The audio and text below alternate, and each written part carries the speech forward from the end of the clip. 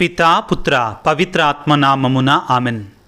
క్రీస్తునాథుని యందు మిక్కిలి ప్రియ సహోదరి సహోదరులారా, పునీత అలోషియస్ గొన్జాగా గారి యొక్క పండగ వాక్య పరిచర్యకి మిమ్మందరినీ ప్రేమతో ఆహ్వానిస్తున్నాను. మత్తయి శుభవార్త 16వ అధ్యాయము 24వ వచనము నుండి 26వ వచనము వరకు. యేసు వారితో, నన్ను అనుసరింపగోరువాడు తనను తాను పరిత్యజించుకొని తన సిలువను తీసుకొని నన్ను అనుసరింపవలను. తన ప్రాణమును కాపాడుకొని చూచువాడు దానిని పోగొట్టుకొనును. నా నిమిత్తమై ప్రాణమును ధారపోయేవాడు దానిని దక్కించుకొనును. మానవుడు లోకమంతటిని సంపాదించి తన ఆత్మనే కోల్పోయినచో వానికి ప్రయోజనమేమి? తన ఆత్మకు బదులుగా మానవుడు ఏమియ్యగలడు?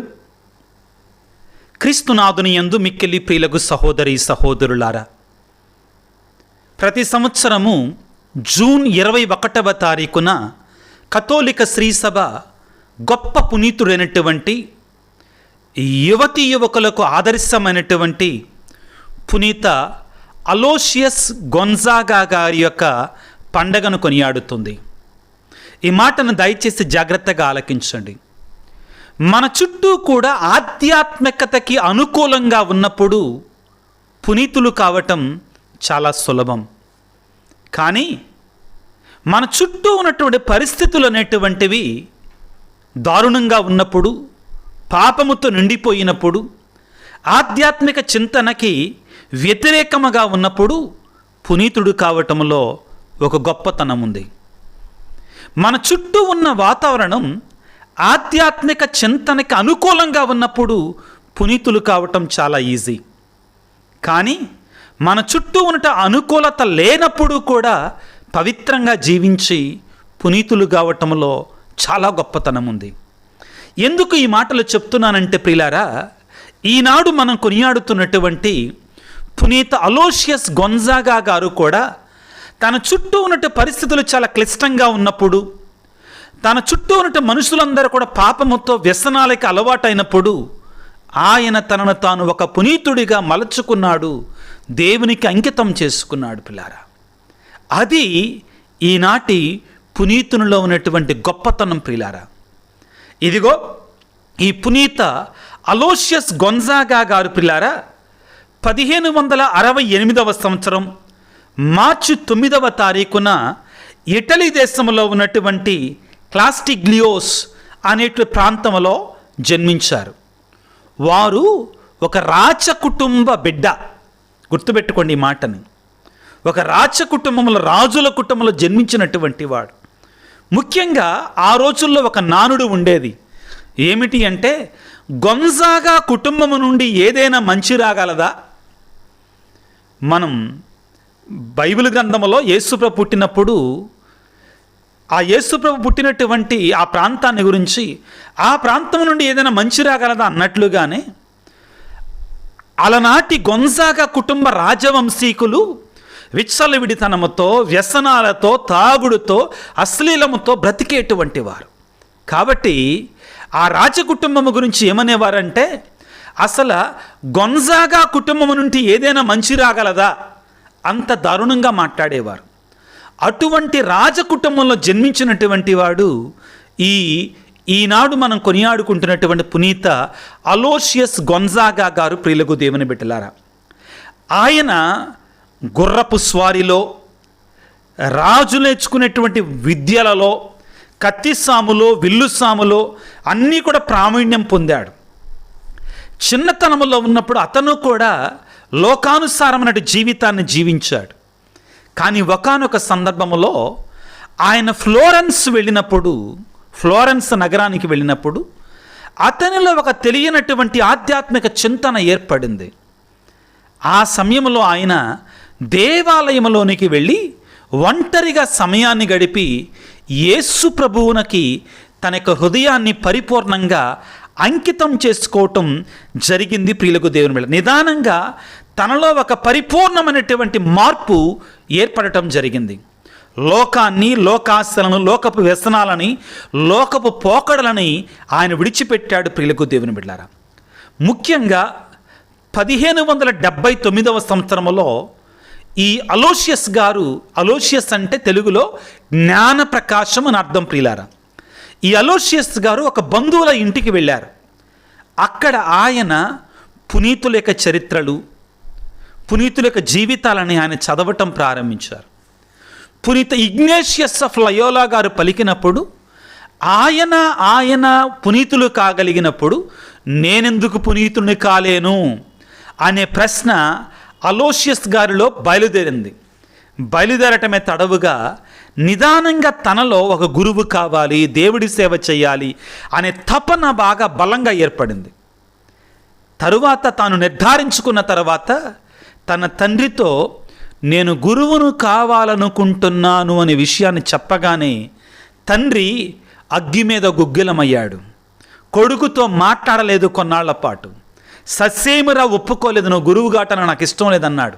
కానీ అలోషియస్ గారు ఆత్మ ప్రేరణతో నింపబడ్డాడు కాబట్టి తాను తీసుకున్నటువంటి గురువు కావాలంటే నిర్ణయానికి అతను కట్టుబడి ఉన్నాడు. తరువాత ప్రియులారా, అలోషియస్ గారు జేసు సభలో చేరి ఆయన తర్ఫీదు పొందటాన్ని ప్రారంభించారు. ఇదిగో 1583 సంవత్సరంలో ఆగస్టు 15వ తారీఖున మాడ్రిడ్ అనే పట్టణంలో వారు ఈ యేసు సభ గురువు కావటానికి మఠంలో చేరారు. ప్రియులకు దేవుని బిడ్డలారా, అయితే వారు ఆ చేరినప్పటి నుండి కూడా గొప్ప రాజవంశీకులు, ముందుగానే చెప్పుకున్నాం, చాలా ధనవంతులు, పేరు ప్రఖ్యాతులు ఉన్నటువంటి వారు, పలుకుబడి ఉన్నటువంటి వారు.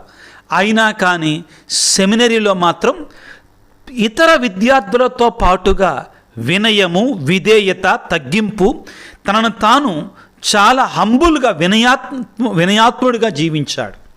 ఆ విధంగా ఆయన పెరిగి ఒక సామాన్యుడిలాగా జీవించటం జరిగింది పిల్లారా. వారు చివరికి 1587 సంవత్సరంలో 19వ సంవత్సరం, తన 19వ సంవత్సరంలోనే గురుత్వపు మాట పట్టులన్నీ కూడా స్వీకరించారు. అంటే గురువుగా ఆయన అభిషేకించబడ్డారు పిల్లారా. ఆ రోజుల్లో చిన్న వయసులో కూడా గురువులు అయ్యేట అవకాశం ఉంది. ఇప్పుడు గురువు కావాలంటే సుమారుగా 25 సంవత్సరాల పాటు ఉండాలి. అయితే ప్రియులకు దేవుని బిడ్డలారా, 1591 సంవత్సరంలో వారు నివసించినట్టు ప్రాంతంలో, ఇటలీ దేశంలో భయంకరమైన ప్లేగు వ్యాధి బయలుదేరింది. పునీత అలోషియస్ గారు, జ్ఞానప్రకాశం గారు అప్పుడే గురువుగా అభిషేకించబడ్డారు. వెనకడుగు వెయ్యలా ప్లేగు వారి దగ్గర సోకినటువంటి వారి దగ్గరికి వెళ్ళి వారికి సపర్యలు చేయటం చేశాడు. వ్యాధిగ్రస్తులకు సేవలు చేయటం ప్రారంభించాడు. ఈ విధంగా తాను ఒక ధనవంతమైన కుటుంబం నుంచి వచ్చాడు కాబట్టి ఇంటికి ఉత్తరాలు రాశాడు. బట్టలని, భోజన సామాగ్రిని, ఇతర వస్తువులని ఈ వ్యాధితో బాధపడుతున్నటువంటి వారికి పంపించమని చెప్పి తన రాజకుటుంబం నుంచి ఎన్నో వస్తువులు తెప్పించి పేదలకి, అనాథలకి ఆయన అందించగలిగాడు. అయితే దురదృష్టవశాత్తు ప్రియులారా, ఒకానొక రోజున ఆయన ఒక అంటువ్యాధితో బాధపడుతున్నటువంటి ప్లేగు వ్యాధి సోకిన వ్యక్తికి ఆయన సేవ చేస్తూ తాను కూడా ప్లేగు వ్యాధి బారిన పడ్డారు. ఆ రోజునే ఆయన మంచంలో పడ్డారు. చాలా వేదనను పొందారు, భయంకరమైనటువంటి శ్రమలు పొందారు. అయినా కానీ వాటన్నిటినీ కూడా ఆయన సంతోషంగా చిరునవ్వుతో స్వీకరించారు. ప్రియులకు దేవుని బిడ్డలారా, ఏనాడు కూడా తన బాధలని బయటికి చెప్పలేదు. ప్రియులకు దేవుని బిడ్డలారా, చివరికి వారు 22 సంవత్సరాలు మాత్రమేనండి చనిపోయినప్పుడు. 22 సంవత్సరాల ప్రాయంలో జూన్ నెల 21వ తారీఖు 1591 సంవత్సరంలో ఆయన మరణించటం జరిగింది. క్రీస్తునాథుని యందు ప్రియులారా, అనతి కాలంలోనే 1726వ సంవత్సరంలో 13వ బెనడిక్టు పాపు గారి చేత పునీతునిగా ప్రకటించబడ్డారు.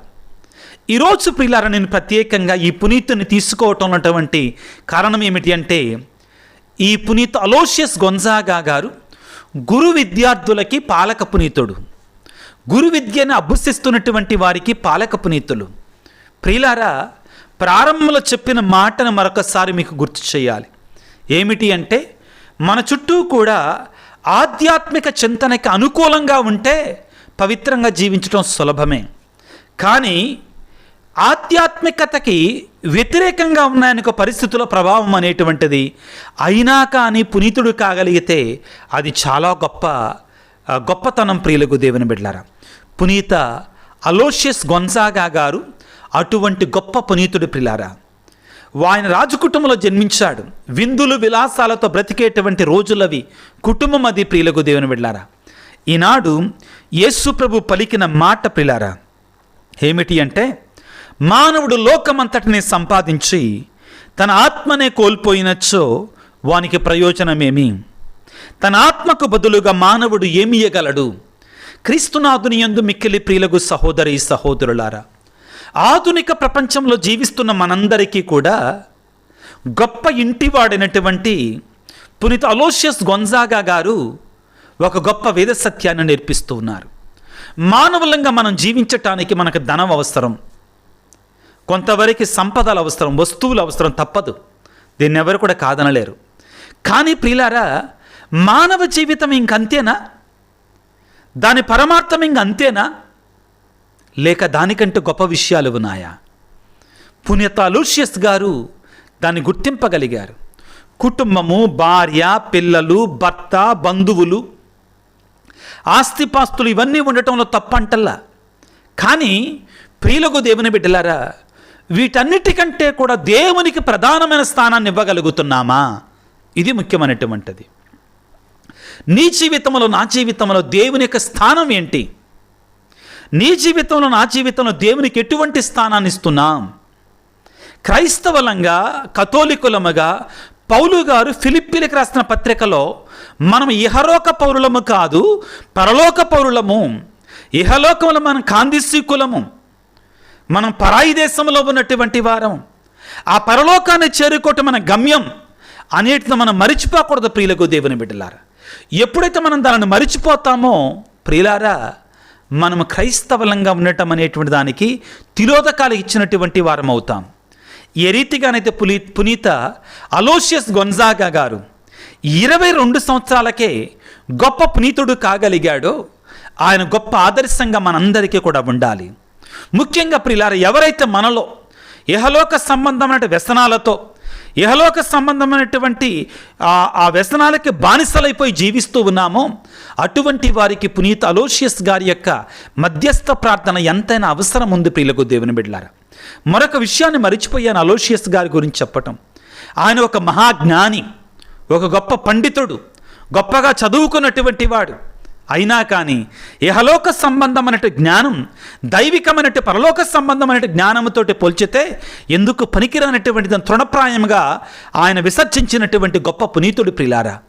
ఈనాడు ప్రత్యేకంగా మన కుటుంబంలో ఒకవేళ ఎవరైనా కానీ దేవునికి దూరమై బతుకుతూ పాపములు బ్రతుకుతున్నటువంటి వారు ఉన్నట్లయితే వారి కోసం ముఖ్యంగా పునీత అలోషియస్ గొన్జాగా గారి యొక్క మధ్యస్థ ప్రార్థన ద్వారా వేడుకుందాం ప్రియులకు దేవుని బిడ్డలారా. మనలో ఎవరైనా కానీ దేవుని దరిచేరాలని, దేవునిలో మమేకము కావాలని, దేవునిలో ఎదగాలని ఆశపడినట్లయితే పునీత అలోషియస్ గొన్జాగా గారి యొక్క మధ్యస్థ ప్రార్థన ద్వారా ఆ దేవాతి దేవుని వేడుకుందాం ప్రియులకు దేవుని బిడ్డలారా. తలలు ఉంచి ఆ దేవాతి దేవుని ప్రార్థన చేసుకుందాం. సర్వశక్తిమంతుడా, సర్వోన్నతుడా, ప్రేమగల తండ్రి, పునీత అలోషియస్ గొన్జాగా గారు గొప్ప ఇంటి ధనవంతమైనటువంటి రాజ కుటుంబం అయినా కానీ వాటన్నిటినీ కూడా తృణప్రాయంగా తిరస్కరించి నీవే తన నిజమైన సంపదగా స్వీకరించి నీలోనే తన యొక్క ఆనందాన్ని వెతుక్కున్నాడు, కనిపెట్టాడు పిల్లరా. అవును తండ్రి, ఆశగుణ ప్రాణమును తృప్తిపరచువాడవు నీవే. దుప్పి నీటి వాగుల కొరకు వలె దేవా నా హృదయం నీ కొరకే తప్పించుచున్నది అని పలికేటువంటి వారికి దాహాన్ని, ఆత్మీయ దాహాన్ని తీర్చేటువంటి వాడవు నేను ఆయన. ఈనాడు ప్రత్యేకంగా పునీత అలోషియస్ గొన్జాగా గారి యొక్క పండుగను కొనియాడుతూ ఉండగా వారి యొక్క మధ్యస్థ ప్రార్థన ద్వారా ఈ వాక్య పరిచయలో పాల్గొంటున్నటువంటి నీ బిడ్డలందరిని దీవించండి, నాయన ఆశీర్వదించండి. ముఖ్యముగా అనారోగ్యంతో బాధపడుతున్న ప్రతి బిడ్డను నీ గాయపడిన హస్తం నుండి కారే పరిశుద్ధ రక్తంతో కడగండి, శుద్ధి చెయ్యండి, స్వస్థపరచండి. జ్ఞానము కొరకే చదువులో సంవత్సరాన్ని ప్రారంభించుకుంటున్నాం తండ్రి. అకాడమిక్ ఇయర్ని బిగించేసుకుంటుండగా చదువుకునే పిల్లలందరినీ నీకు సమర్పిస్తూ ఉన్నాను తండ్రి. ఏ విధముగానైతే పునీత అలోషియస్ గొన్జాగా గారికి గొప్ప జ్ఞానంతో నింపారో అదేవిధంగా మా బిడ్డలందరినీ కూడా చక్కని జ్ఞానంతో నింపమని, కుటుంబంలో శాంతి సమాధానం అంటే వారికి నీ నిజమైన శాంతిని ప్రసాదించమని, ప్రత్యేకమైన రీతిలో ప్రభువా ఆర్థిక ఇబ్బందులతో, గర్భఫలము లేక, కుటుంబ సమస్యలతో బాధపడుతున్న వారందరికీ కూడా నీకు కృపను దాయిచేయమని, ముఖ్యంగా మా కొరకు ప్రార్థించండి స్వామి అని ఎవరైతే తలంపులను, ఉద్దేశాలను మెసేజ్ల రూపంలో ఉంచుతున్నారో వారు ప్రార్థన చేస్తున్న వారందరిని దీవించండి నాయన. ప్రత్యేకమైన రీతిలో ప్రభు ఈ రోజున మరి మా కోసం ప్రార్థించండి స్వామి. వేదనాపూరితమైన భయంకరమైన జీవితాన్ని జీవిస్తున్నాము అనేటువంటి వారిని ప్రత్యేకంగా తలంచి ప్రార్థన చేస్తున్నాను. నీ అపారమైన కృపలో పునీత అలోషియస్ గొన్జాగా గారి యొక్క మధ్యస్థ ప్రార్థన ద్వారా దీవించమని మా ప్రభు అయిన క్రీస్తు ద్వారా వేడుకొనుచున్నాము తండ్రి. ఆమెన్. ప్రభువు మీతో ఉందరుగాక, మీ ఆత్మతో ఉందరుగాక. సర్వశక్తిగల సర్వేశ్వరుడు పిత, పుత్ర, పవిత్రాత్మ మిమ్ము మీ కుటుంబాలను చల్లగా దీవించి ఆశీర్వదించి కాపాడుదురుగాక. God bless you. దేవుడు మిమ్ము దీవించుగాక. ఆమెన్.